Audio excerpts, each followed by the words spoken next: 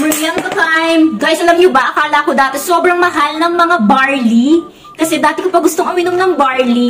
Pero akala ko talaga ang mamahal nito kasi dati, pag nagtatanong ako sa mga drugstore, eh hindi ko afford. Tapos yung mga mura naman na ganito, hindi ko naman sure kung FDA approved. Pero eto nga si Wicked 7B.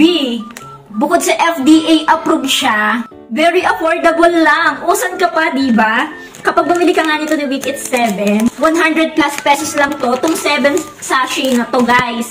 Ayan, o, 7 sachet siya. 2, 4, 6, 7. Then, nakalagay siya dito. Isang sachet, pwede mo siyang ikanaw ng isang araw. So, hindi ka na magtatansya-tansya ng timpla-timpla kasi nakasachet na siya.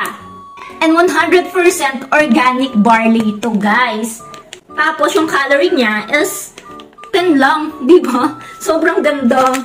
Be, magbabarley na talaga ako. First time ko nitong makakatikim, hindi ko pa din talaga alam kung ano yung lasa nito. Kaya naman, i-review natin kung masarap ba to. Maganda daw tong itimpla sa malamig na tubig, tapos lalagyan ng gatas.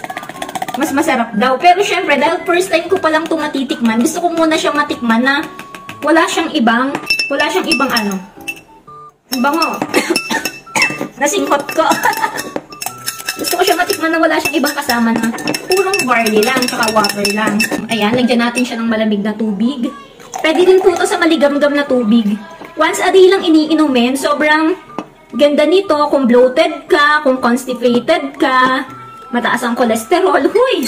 Kaya napili ko to si Wicked 7. Nasa 500,000 case sold na siya and mataas yung rating star niya. Kaya naman, hindi ka talaga mangangamba kapag uminom ka ng Wicked 7 barley. Uy! As in, lasang tubig na. Lasang tsaa. Lasang tsaa. Oo. Yung matabang na tsaa, ganun. Lasang dahon na parang matabang na tsaa. Ganun yung lasa niya. Masarap nga siya sa malamig na tubig, lalo na ngayon na mainit yung panahon.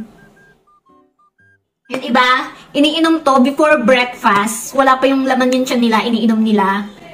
Pero sa akin, wala naman kasi akong problema. Okay lang kung anytime ko siya inumin, kung anong oras ko siya gustong inumin. Gusto ko lang siyang ma-try talaga kasi nga daw, marami itong health benefits. Kung gusto nyo ma-try, ilalagay ko na nga lang ang link sa comment section o di kaya naman ho ay sa yellow basket. Yun lang po. Thank you for watching. Kuting-ting. Bye!